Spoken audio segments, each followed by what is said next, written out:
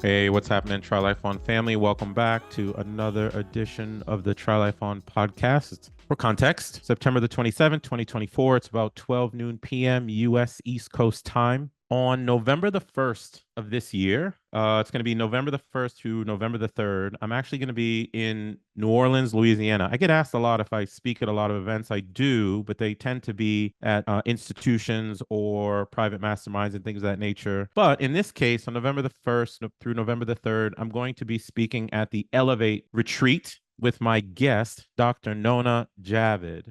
And after you listen to this podcast session, you'll understand why I agreed to co-host it with her when she asked. And I was so honored that she would ask me because we are extremely like-minded. And when you listen to the interview, you'll understand why. Dr. Nona, similar to my statement to you guys all the time about it's important to build lifestyle you don't need vacation from. That's my goal when it comes to lifestyle design. Dr. Nona helps other people or folks in her Elevate community supercharge their life, quantum leap towards the full and juicy life that one deserves in health, wealth, and connections. We are going about the concept of life design in two uniquely different ways, but very, very related.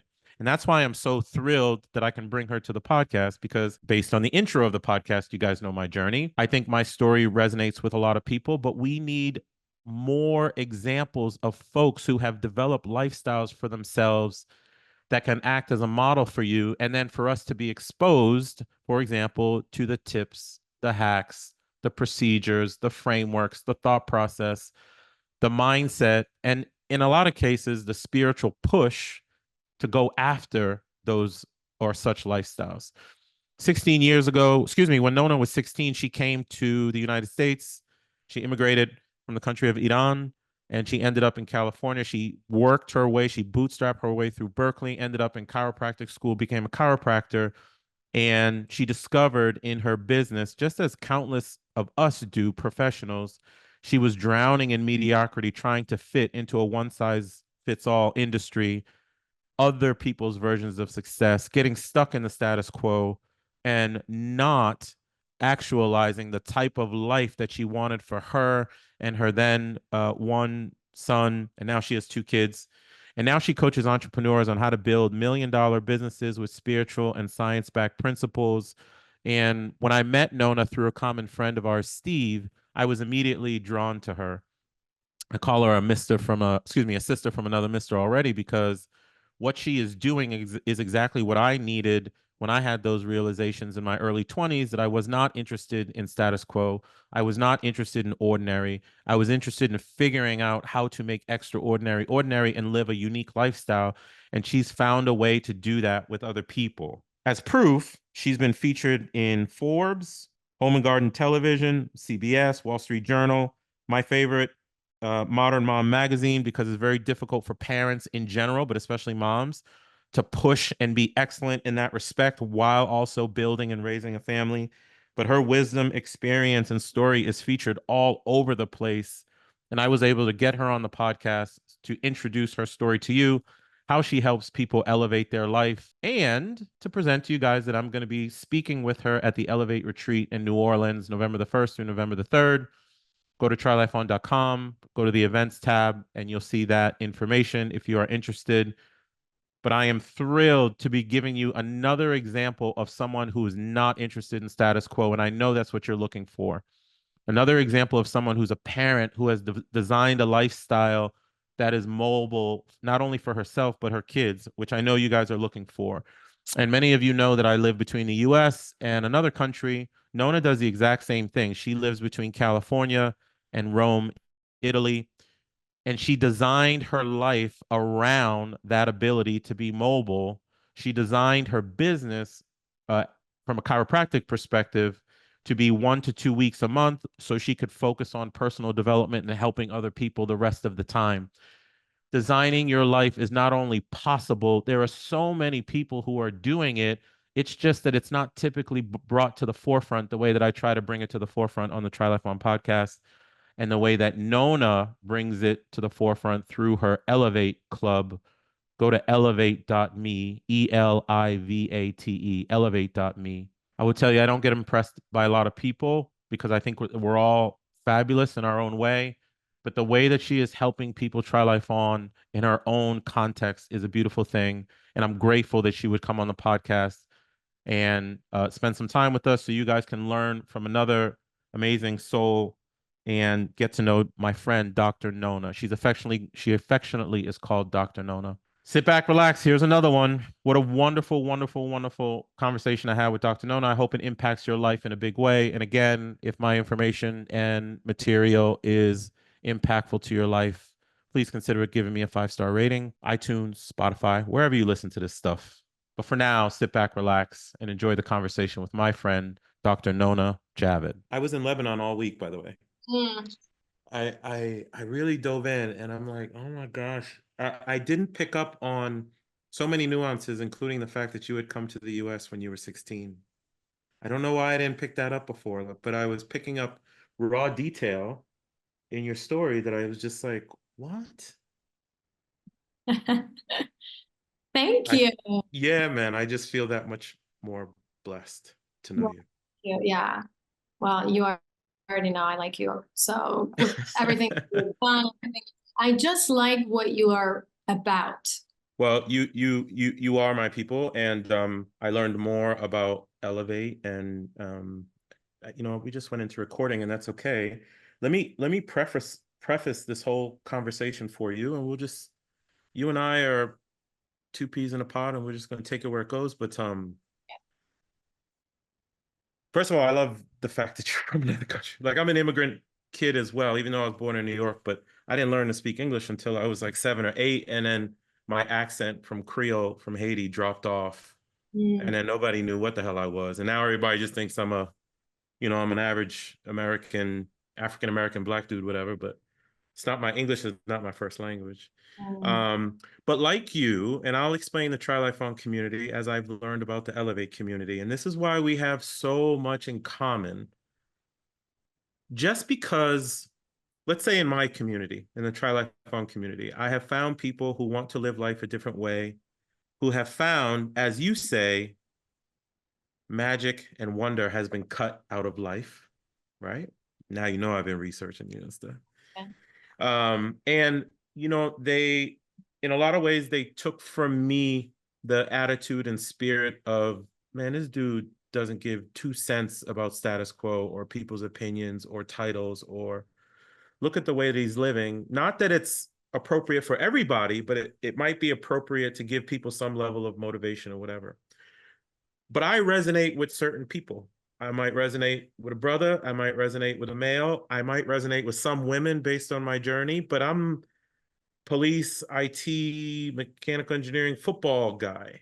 Okay, but here you are, an amazing mother and partner and chiropractor, and someone who's just went on this journey and realized that wonder was being cut out of life. So that's why I'm so kind of honored and thrilled to introduce you to people, because it's people like you and I who could not find each other years ago because there was no social media, and not easily anyway.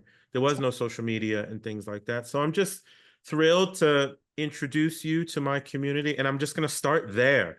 If you could just, I would have given the formal stuff before, but if just introduce yourself and why you believe we are here chatting, and I think that will start us off. Okay, so introduce myself. Like, where do I even begin? Yeah. My bio probably says I'm a mom, I'm an author, I'm an entrepreneur, something like that. I've been on Forbes, I wrote a book, but I think what's really important about me is actually the struggles that I have gone through and the stories that I have lived that have brought me to this moment here, to even the moment in which you and I connected, to the moment in which I sold my business, to the moment in which I started my business, to the moment in which I met my partner. All of those are, they wouldn't be here if I didn't go through the struggles and the stories. And one of them, like you mentioned, was when I moved here, when I moved to the United States. And I didn't speak a word of English. And I remember it was an absolute culture shock. Here I am, 16 years old, A 16-year-old teenager left her entire group of friends, right? Like at that point, kind of a big deal, moved into a whole new area, a new country, absolutely new culture, didn't speak the language. And then I was dropped, I think 2 weeks later into high school. They were like, oh, Wow. high school now. Okay, they have an ESL program, except I only know how to say hello and goodbye. So that was an interesting experience. But I remember one of the first things I learned was when I moved to the US, I was around my grandparents. Yeah. They'd already lived here. My uncles on my mom's side, they'd already lived here for some time. They'd been here for 20 years, had businesses, were working, and they all had this Persian accent. And I was like, they've been here for 20. Is this how my picture looks like? Yep. Yep. And so one of the first lessons I learned, both from that perspective, which might sound like vanity, but also from a perspective of like, I really needed to learn and get to the other side of this. I was dropped into high school. I had to survive. I'd passed my tests and everything. And especially coming from Iran, like the academic system's a lot stronger. So I thought I had to memorize everything, no calculus, all the things. It turns out it was a lot easier, but at the time I didn't know. So I show up, and my first lesson there was sink or swim. Like you put you mean in high school? In high school? Yeah, put myself in a situation of sink or swim. So I could have had Persian friends. I could have hung out with the kids that you know, that I would just continue to speak Farsi. I could have gone a different path. But I was like, no, based on where I'm headed, based on where I think I want to go, I'm gonna swim. Like I'm gonna immerse myself in a situation where I have to learn English. So I'd take the textbooks, and I would like take the dictionary. 16 years old, I'm like taking out every word, defining it. What does it mean? And I remember when I moved here, I was 16 years old, and the only classes I had to take were like American government, American history, because obviously in Iran you don't take those. And so I had to just finish those. I graduated by the time I was 17, but I had to use a dictionary to survive. But if it wasn't for me immersing myself in that situation, I don't even think I would be here. It sounds kind of far-fetched to say, but I don't see it. No, I get it. I think immersion immersion is one of those things that actually helps us because we have no choice. It's sink or swim. We have no choice but to learn on the fly. Tony, and I know you were a platinum partner of Tony Robbins before, but Tony talks, I learned the concept of mastery just watching him, right? He talk about it's constant immersion in whatever it is that you're doing, and then repetition. And it gets us to where we have to go fast. But you're that young coming to a brand new country and you don't speak the language. I mean, this is a parallel for the folks who are listening to this and people in your Elevate community who want to do something totally new and are so freaked out by it. So where do you get the energy, the courage, or maybe it wasn't courage. Maybe it was just like, dude, if I don't do this, there's no plan B. There's no plan B here. It has to get done. But how does that happen for someone who's so young? Because I think that'll translate to the way people are thinking about going after new stuff. You know, that's the thing. I don't think I intentionally picked to be brave. I think I was just forced in a situation where I had to choose a way. But the lesson was just that immersion is an important part of the process. So in the future, as I took the lesson, like as an entrepreneur, as an example, how can I immerse myself, like put myself in a situation where I'm fully immersed in something so that I quantum leap to the next level? Because that one, the first incident that happened with immersion or the sink or swim, I was, like you said, there's no plan B for that. No doubt. But I learned the lesson, and I took that and I go, okay, now I'm in business 10 years in. How can I immerse myself? How can I put myself in a sink or swim situation and be able to get to the other side of the quantum leap, right? Yeah. Yeah. So what was your business? And don't skip the fact that you made your way through Berkeley and chiropractic school, but what happened? So you get here, you end up, wrestling through high school, if you will, or what happened, but somehow you end up at Berkeley and becoming a doctor. How does that journey manifest itself? Yeah, I studied neurology at Berkeley. I was fascinated with two Wow. things, the nervous system, and I was also fascinated with philosophy, like philosophy of life. I was always like reading poetry and reading like Socrates and all these different theories on life. Just Okay. absolutely fascinated. So I did neurology because I thought I wanted to help people. Like I wanted to become a doctor. I wanted to help people. But I actually minored in philosophy. I don't think I've ever shared that. I minored in Oh, philosophy because it was my joy to learn more about life, like ideas around life, theories around life, which is pretty much has been there the whole time. So then from there, then I went to chiropractic school. Western medicine didn't really jive with me, so I chose chiropractic school, and neurology came in handy too. I graduated. I worked for somebody for a short period of time and realized it just wasn't for me. that wasn't you. No, it took maybe 6 months or so. I got kicked out of another job. And Yep. and then I started my own business. And right off the bat, I was like, I'm gonna make this successful. Make this another sink or swim that I put myself into because I could have stayed in the place that I got kicked out of. I had time, but I was like, if I give myself time, I'm gonna go back into the comfort zone. So I go, no, I'm leaving. No, I'm leaving tomorrow. I think I left in 30 days. I moved my patients over. You Long mean story. the meaning from the practice that you had started working for? Yeah, so it was an independent contractor. So I had my, Oh, I see. and as I was growing, she was like, yeah, you're gonna have to sign a contract, become my employee, or you have to leave. But I'll give you some time to leave. And I was like, I could have picked comfort zone. It would have probably been the most logical thing to do. But I go, no, I'm leaving in 30 days. I gave my 30-day notice. And in 30 days, I had to find a place. I had to get the place going and I had to move my patients. And now it's like, there's all these things. But then I moved over, started my own practice. Really, this is a year after graduation. So I'm in my early 20s. And I knew Wow. yeah. And right off the bat, I knew I wanted it to be successful based Mm, on the traditional ways of success, right? mm, Everyone tells you, okay, you got to do these things to make it successful. And so I did all of that. mm-hmm. And less than 3 years in, I completely burnt out. I was like, You burnt out. burnt out. At this time, I was married to my now ex-husband. I had one child. And I had a really successful business, but I was like, I was a slave to my business. I could never leave. One of my biggest, my core value is family, number one, and number two is freedom to be able to have adventure. But wait a second, wait a second. So I'm with you, but I just want to grab something real quick. One was you started your business. You took 30 days to move your clients from the practice where you're an independent contractor into new business. Did your family have an entrepreneurial blueprint?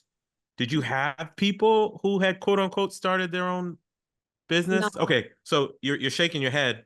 All right. So again, I'm going back to it's hard for people to jump. So now there's two instances of you jumping into the deep end.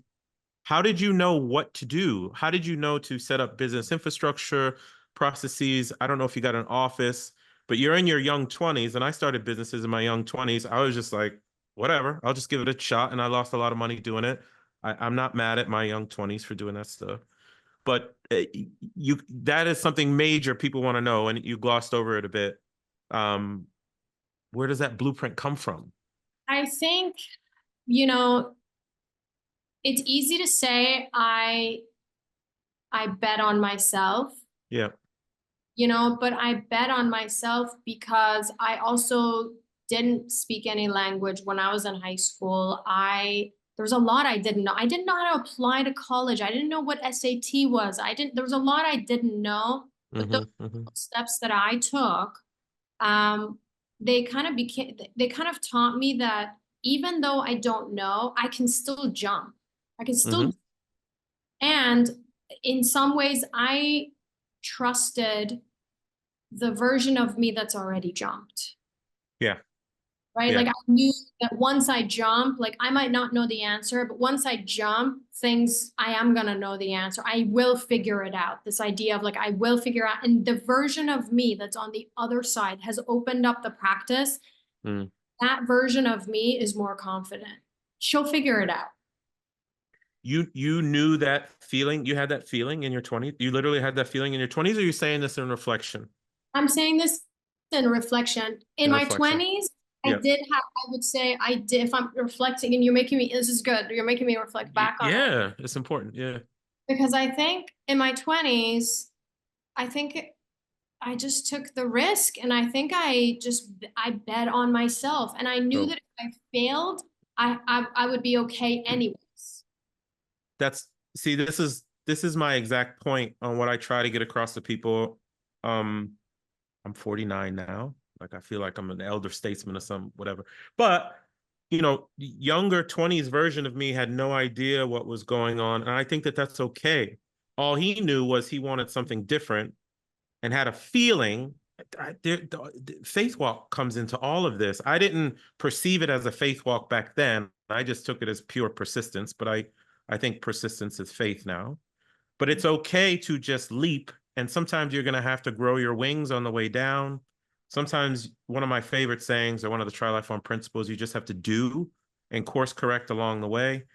In my 20s, as a parallel, everything from trying out to the NFL to trying to open a coffee shop and bombing to opening or investing in my first nightclub in DC, I had no idea. I had no idea. And then there's this notion, and you're echoing the same thing. There was just Nona on the other side who was waiting.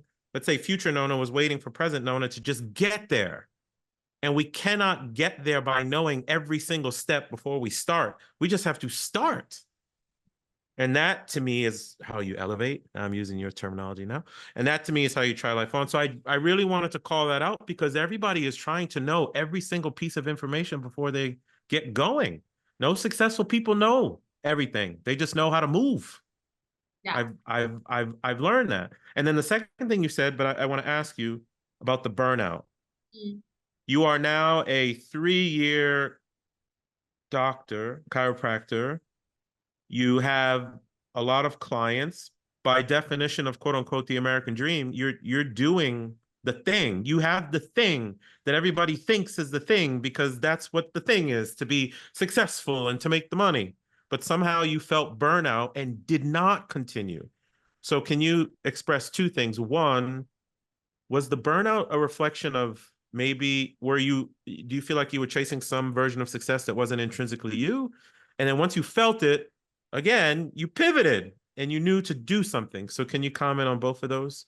Yeah. I want to, if it's okay, I want to Yeah. comment on what you said before, because I think Yeah. it's powerful. Okay. The not knowing and the jumping. So Yeah. if you like from where I'm at right now, there's certain things that I do know, right? There's certain things that I believe in. There's certain things like if I go logically, based on everything that I know, I go, okay, X, Y, and Z, and I can make this decision and I can make this jump. Well, ultimately, because this is where I'm at with all of my belief systems and all the logic that I currently have, if I'm making that kind of a decision that is safe, quote unquote, then there's only so much of a result you can get. Now, if you sometimes I think if you make a decision that is riskier and outside of the comfort zone and outside of the box, that somehow doesn't logically fit into who you are right now, then on the way there, you have much more of an evolution. On the way there, you're more likely to sort of quantum leap. And I think you just, you touched on it, like successful people, they move fast. Yeah. They fail a lot faster, a lot quicker, a lot more than an average individual, where the average individual will sit there and think for 3 months, like what my logo is going to look like. Yep. In those 3 months, somebody else has built $1 million business. Yep. So, Yep. okay. And then your question was On the burnout. So I'm with you on that, and thank you for reinforcing what I stated, because that's where so many people get stuck. People are just stuck. I think in our coaching, the way that we help people that you and I work with is we give them systems, frameworks, but also we just give people raw emotion and an excuse to just do shit is what I think, because I just don't care. I don't like when people tell me I can't. What do you mean you can't? We can't what? Like Elon Musk runs $9 billion companies at one time. There's no you can't in this world at all. There's just fear and maybe a little bit of lack of information or whatever, and you can get help for that. But I was asking about the burnout and if you why that happened, if you felt maybe, so I'm just throwing random stuff out there. I sense burnout in people when they chase other people's definition of success. I sense burnout in people when they followed some status quo path that had nothing to do with where their inner spirit and guidance wanted to go. Why did the burnout happen? And then again, you pivoted on a dime without even, well, maybe it was difficult, but there was no plan B again. So those two things. Yeah, I think you're right on point. The burnout happened. The burnout happened because I was following a borrowed dream. Yeah. So there were two reasons why. Oh, wow. Yeah. Yeah. Borrowed dream, it was not something that was authentic. Now, there were pieces of it that I wanted, but not what I got. Now I'll explain it. So one is that I had a borrowed dream based on what society had told me, what my parents, what my culture, what school, like just the matrix, right? The matrix tells you, like if you'd followed the matrix, you would have been a cop for the rest of your life. Yep. So that would have been like, oh, what do you want to be? I want to be a cop and I want to do that for the rest of that's kind of, you get married, you have kids, you're a cop, and then that should be your life. You buy the house. So one was that it was a borrowed dream. Two, it was that I followed traditional ways of doing business. So what I mean by that is once I got out, and I see this in all kinds of entrepreneurs, not just healthcare providers, but what they do is they go, oh, I'm going to start this business, and here's the goal that I have for this business, and here's what I'm going to do. But what they miss is what kind of life is this business give me, or what, exactly. or more importantly to me, I always tell my students, I say, you have to design your life first and then build the kind of business that is going to give you that life. It's like the business is a tool, is not life. Your life is your life. Your family is your life. Your kids are your life. Your travel is your life. Your impact is your life. Your community is your life. Your business is not your life. Your business is a tool that gives you that. So I took about a year, and that was the scariest thing that I did because everything that I had done was working. I was like, the things, I had a successful business, blah, blah, blah. Anybody would want, as a matter of fact, even at that young age, I had people coming to my practice to be like, how are you doing this? But I wasn't fulfilled. I was massively burnt out. I was depressed. My marriage wasn't great. I didn't feel present with my son at the time. And then it took me a year. In that year, one day I went to the beach and I took my journal with me, and I sat there and I call it a God moment. I don't get into it too much, but I had the spiritual moment where I was writing out my dream life, like before I became a mom, before I became a wife, before I became chiropractor, when I was a little girl, like what were the things that I really, really wanted?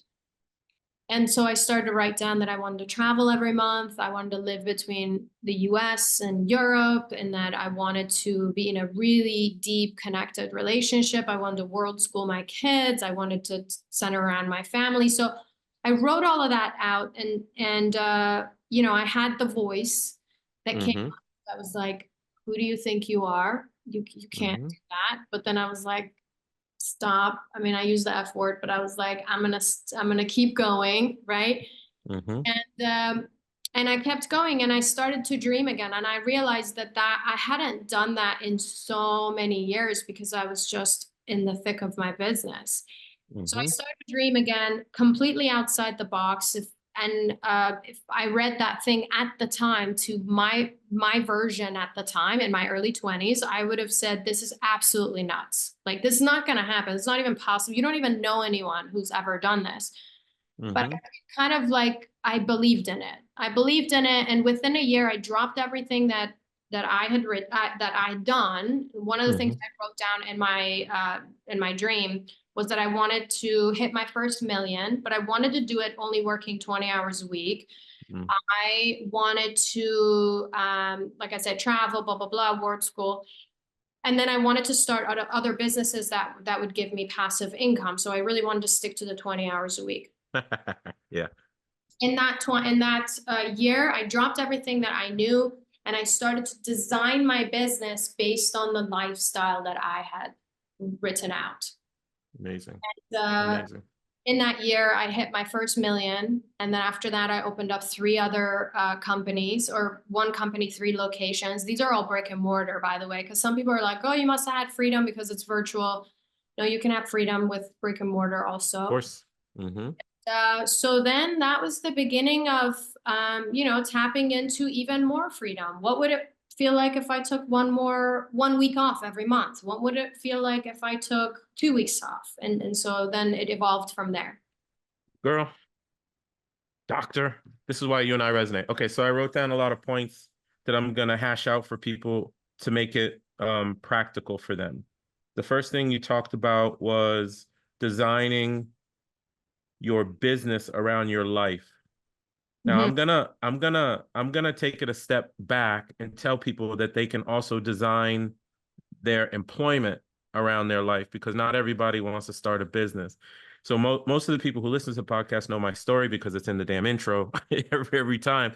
But when I was working at Accenture, that global consulting firm, for 25 years, I had to weather 4 layoffs while I was there. I turned down promotions to be partner. Partner track. I always have to caveat that. But I was invited into the partner track 4 times. I turned it down because I knew that going that track would never afford me the lifestyle that I truly wanted. What I wanted from Accenture or from my corporate entity was, look, just give me them 2 paychecks. Now I'll go invest them in real estate the way that Nona's talking about for her businesses, but I'll take the money and I'll invest it in real estate to get my passive income. But I designed my life, I designed my roles at Accenture around the style of life that I wanted. So I took virtual roles. I took roles that had me mobile. I did work for the federal government for a while, but when I was working for the federal government, I was stuck in DC. That proved to me I didn't want anything of that nature. So I just want to throw that out. You can do that as an employee. The second thing is, if you are a business owner, you want to be a business owner. One of my coaching students is a Subway franchisee. He left the traditional work world, to open a Subway sandwich shop. Then he bought 3 more. So now he's got a total of 5. And he found that he left one 9-to-5 and created another one. He forgot the component of what you talked about, which is, what is the dream day that you have?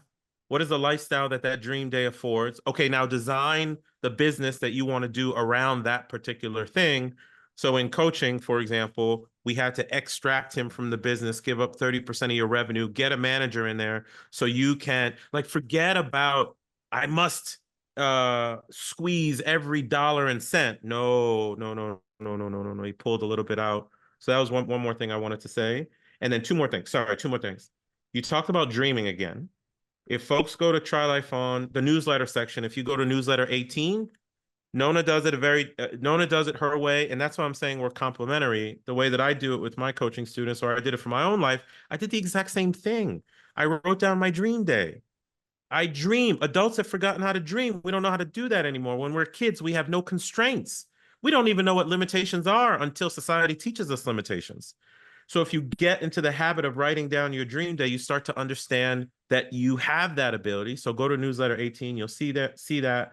Newsletter 19 are examples of how that dream day manifested in my journey for many things, from being a business owner, a restaurant owner, to being a federal agent, to being a police officer. It was all about writing it down and then slowly moving there with inspired action.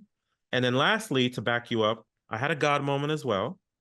And mine, I did talk about it. Podcast episode 42 with someone by the name of Rhonda Farah.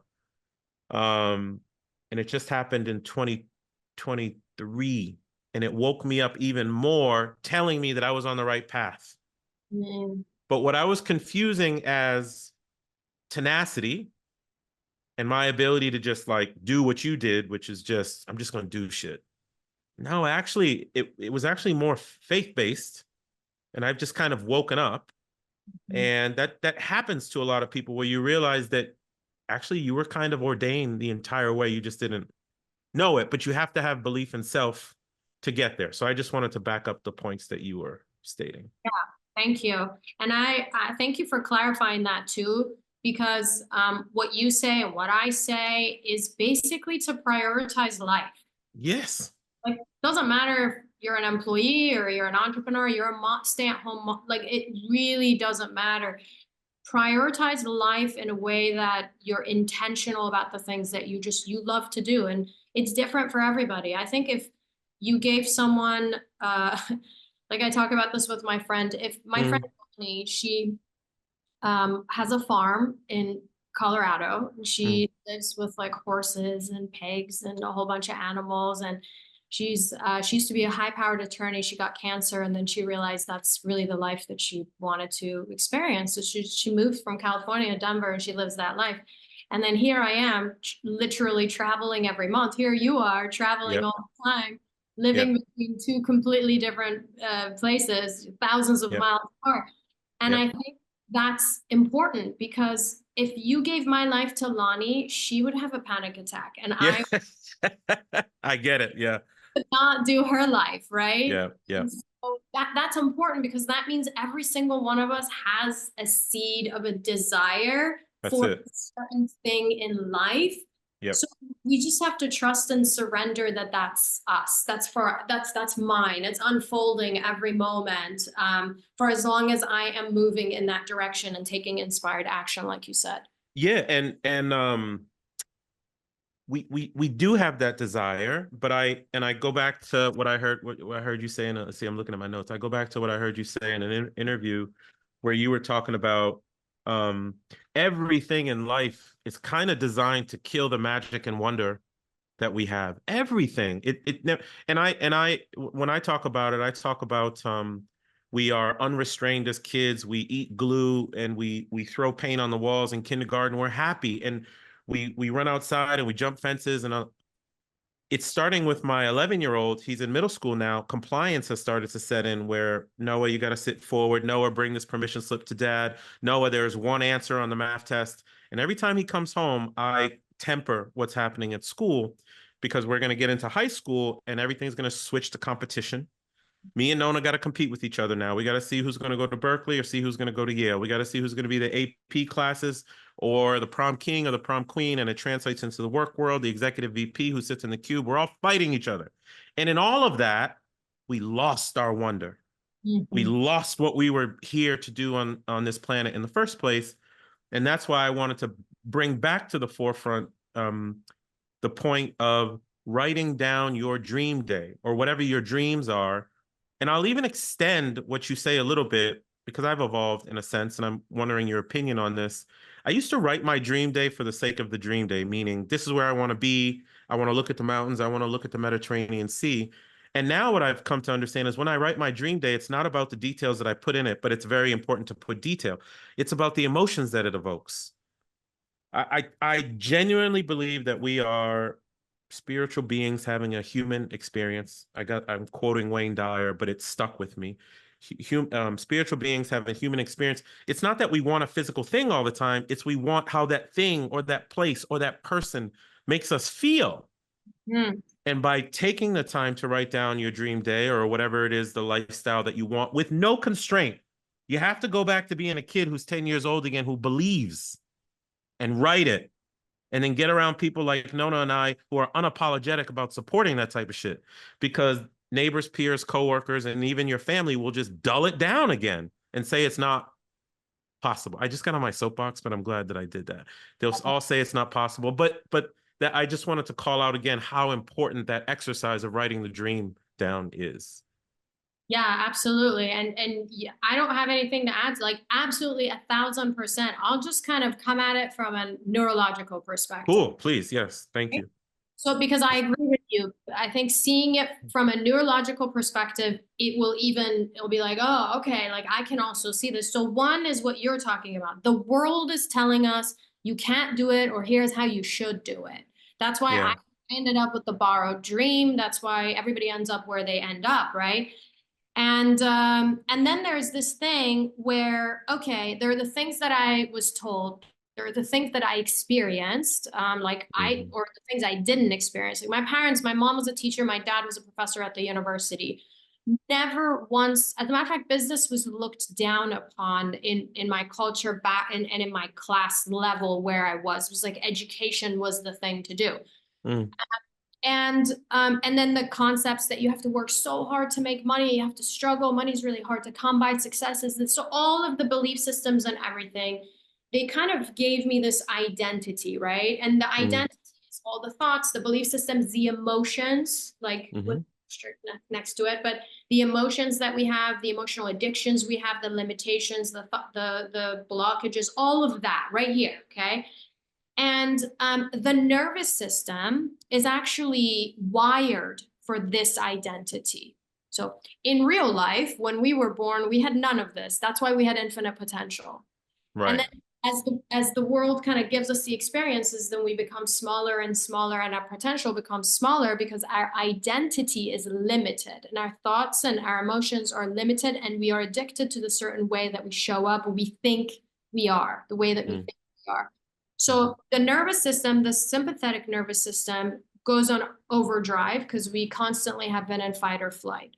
And so we've heard this, the neurons that fire together, they wire together. So we become hooked onto this, which means if I gave you, like somebody who's listening, who's like, I want the freedom, or I want the way that Maurice is living or whatever. If I gave this person your lifestyle, and I was like, here's all the money, and here's the lifestyle, and here's everything, and just like plug him into your lifestyle, they're going to have an absolute panic attack in their body and in their nervous system. Because the nervous system doesn't feel safe outside of what they have been experiencing. So when you have your people write down the day in a life, or the foundation of what I work is a vision for your future business, future life. So when we have people do that, and we go mental rehearse the crap out of this, insert emotions, which activates the limbic system. When you have people do that, now all of a sudden, the nervous system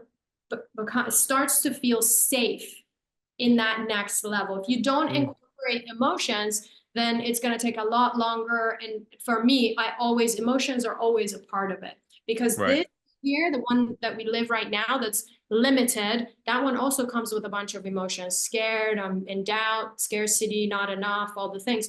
But I got to get used to joy and gratitude and plenty and excess and all of those things. So I get my nervous system, by doing what you teach and what I teach, to be at that next level, incorporate or activate the limbic system by incorporating emotions. And now all of a sudden, my body and my nervous system feels safe in taking actions that will take me to that next level. All of a sudden, I'm recognizing opportunities that my past self, hooked on those old limitations, would never have recognized. Yep. Amazing. And this is why I say different people come at it from a different perspective. I'm not a doctor, nor do I play one on TV, which is why it's really important for me to hear what you just said. I have interviewed a bunch of guys and gals. I don't know if any of them was a true doctor, but they are certainly versed in the space of neuroplasticity and things of that nature. In fact, it's just being released this week, so it's not out yet. I talked to Nelson Dellis, who is the five-time memory guy, 5-time USA champ. My gosh, and why his brain is like that, and the way that he rewired himself and things of that nature. We have and I always state this, but we have 20 to 30 years of education that has wired us a particular way. So we only see what our programming is allowing us to see, and we can rewire. So sometimes you think folks like Nona and Maurice, quote unquote, have figured it out. It's not that we've, quote unquote, figured it out. It's that we've allowed ourselves to rewire in a different way. So we're paying attention to different things. And for the people who are listening, I think I kind of do it out of brute force. I refuse status quo. I don't want it. I'm not interested in it. The way you just explained it is why we need diversity and explanation, because it comes with a medical connotation, understanding your physiology connotation. And then some people will take that in a faith-based connotation as well. Doesn't matter how you take it. It's just that it's possible in all cases. Your Elevate community, can you talk about that a little bit? I know that it's kind of geared towards I feel like it's kind of geared towards the chiropractic community, but you're impacting a lot of people. You're obviously taking a lot of what you've learned on your own journey and trying to get the info out there kind of the way that I do. But talk about Elevate and just introduce us to it a bit. Yeah, it's actually has nothing to do with chiropractors. Oh, it's not. Okay. Okay. So, where you're right is that chiropractors inspired it. So here's inspired it. Okay. Okay. I started a mastermind to teach chiropractors how to build a part-time $1 million business, because that was one of the first things I had done in my early 20s. Yeah. Got this mastermind, and in my early 20s, I go, here, do all of these things and you'll have this kind of business. Shortly after, I realized it was just like what you talked about. It was less about doing the things, and it was more about being. It was more about how they were showing up. So I sort of came up with this concept that I teach, which is there's mechanics of running a successful business or having a successful life or a relationship, anything in life. You need mechanics. You got to go on dates. You got to have a certain level of intimacy. You got to feel a certain way. So those are your mechanics. And then there is the energetic piece of it, which is who are you being when you're showing up? How are you showing up? Have you done the work to release the limitations and the addictions that you have on a daily basis? So then I launched, so I realized that was the blind spot. The energetic was the blind spot. And that started Elevate Community. And I opened it up to, I would say it's mainly business owners and entrepreneurs, but no, there's nothing chiropractic about it. But all it is it's the energetic of abundance. What's the energetic of freedom? How can you tap into the next version of you? How can you move your identity more closer to how you were born, with this unlimited potential? And that's really what it is. So we meet on weekly basis. I release a lesson in there. We have coaching calls in there, and then of course multiple times a year. Then we do a retreat. We do the retreats. Can we talk about the retreat real quick? Yeah. Let's talk about the retreat. I want to say this. I was convinced by a friend of mine in 2019 to start posting on LinkedIn to just tell people the journey. He was like, listen, man, if you say that you are a service-based guy, police, military, whatever, affordable housing, then how come you're not telling people what you did in your journey? And he got under my skin, actually. he got me. Jerome got me. And I started posting, and I did really well posting. It was just to help people, which led to someone reaching out to me to ask me to coach them. And I said, on what? And he said, I want you to help me design my life the way that you have designed your life. And then I was like, okay, let's figure something out. And then I formalized and stuff. I've never been interested in events and things of that nature, but your Elevate retreat, which I'd like you to talk about, I'm going to speak there, co-host it, whatever it is that I'm actually going to do. But I want to preface it by saying I've never really run into someone like you that I feel so comfortable in the messaging, because it's authentic, it's real, and you're living it. And that's the difference. I run into people all the time like, man, what are you doing? What do you actually do that is representative of what you're espousing to people? And then I run into you and I see my sister from another mister who lives in 2 different countries the way that I do and tries to help people. So talk about the retreat a bit, but I wanted to preface it with how much I actually care about it. Thank you. Yeah, I am super excited to have you at the retreat. And I know everyone's going to learn so much from you.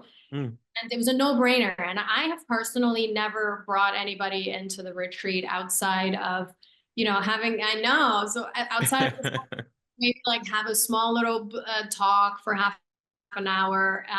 So I've never really co-hosted or like fully give all of my trust to somebody. So appreciate that. That's important to me. Okay, what happens at the retreat? The retreat is like, I think the biggest thing that people will get from the retreat is they either have a vision for the kind of life that they want to live, or the kind of business, life, connection, relationship that they want to have, or they think that they have one, or they don't know that they have one. So whatever the case that might be, if you come with a vision, you are going to expand beyond your wildest dreams. You're going to write down and really start to embody the next level vision that you have for your life. And if you don't have one, you will end with like your tangible, like day one thing that we're going to do is we're going to make sure that you have a big, juicy dream life visioned out. It incorporates the limbic system, the emotions. It involves all of the senses. So you write out an entire life script. And then what we do on the second day usually is we work on eliminating the things that are in the way. Like how much no you had to say to, you know, to make sure that your future looked like the way that it does today. How much did I have? I mean, I had to let go of businesses that were producing. I had to drop client. Like I did all of those things that were really scary. And on the surface looked like I lost profits. But how much no did I have to say to people, events, experiences, and quote, unquote, opportunities to get there? So on day two, we're going to actually discover what are the things you need to let go of. And this might be things, situations, experiences, whatever. It also there are also going to be parts of you that you've picked up along the way. And so we're going to lose those. We don't need those anymore. And on day three, we're going to express more of who our future version is and tap into and embody the next version of our lives.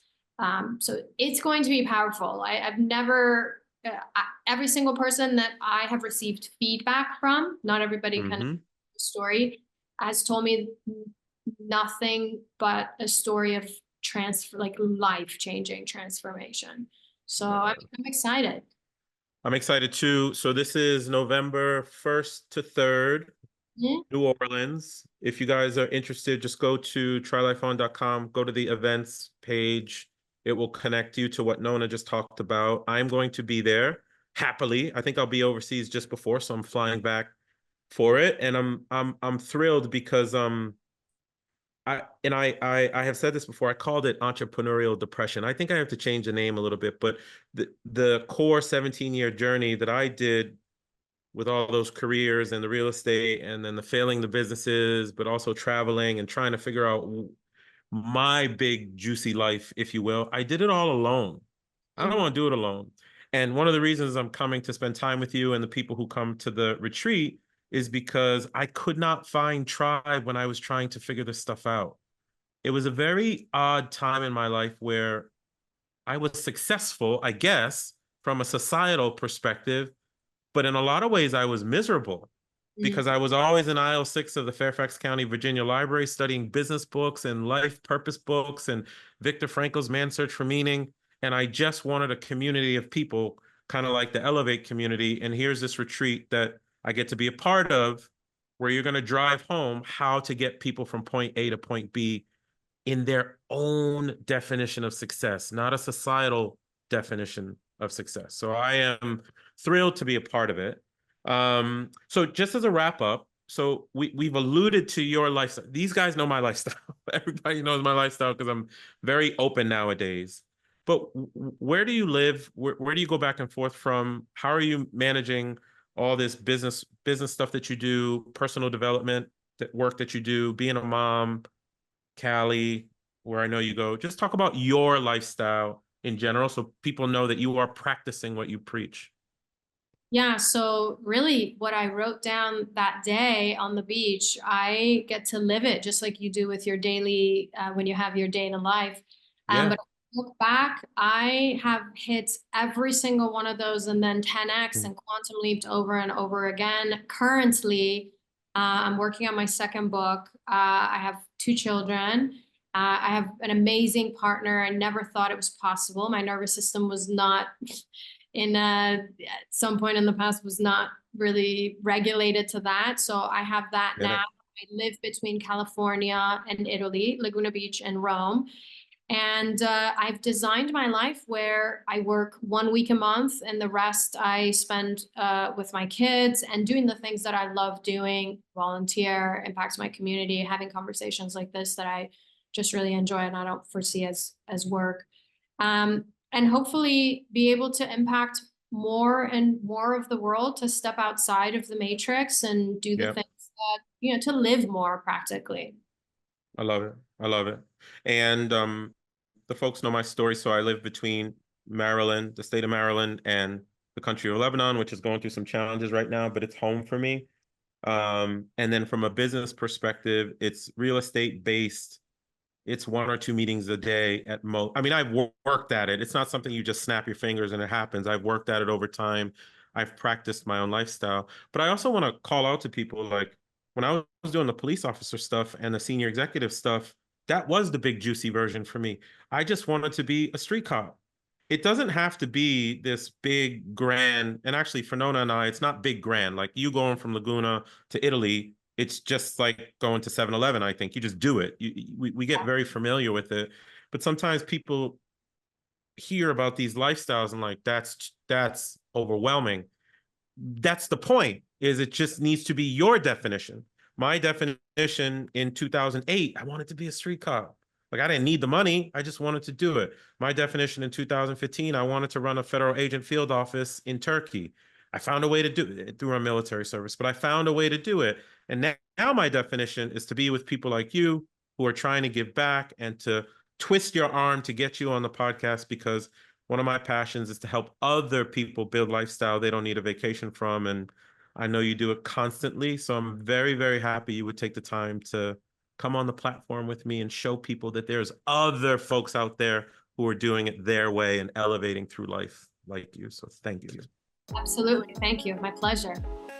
Hey guys, this is Maurice, host of the Try Life On podcast, and thank you for listening to another episode. I hope you are finding it useful and helping you design your own lifestyle that you don't need a vacation from. If that's the case, please consider dropping a review for me, whether in Apple, iTunes, or in Spotify.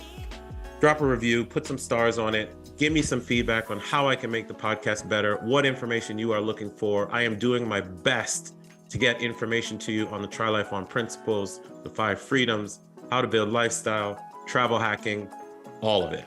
And I want to do it for you. So please do a review for me. And until next time, my name is Maurice Philogene, and this is the Try Life On podcast. Peace.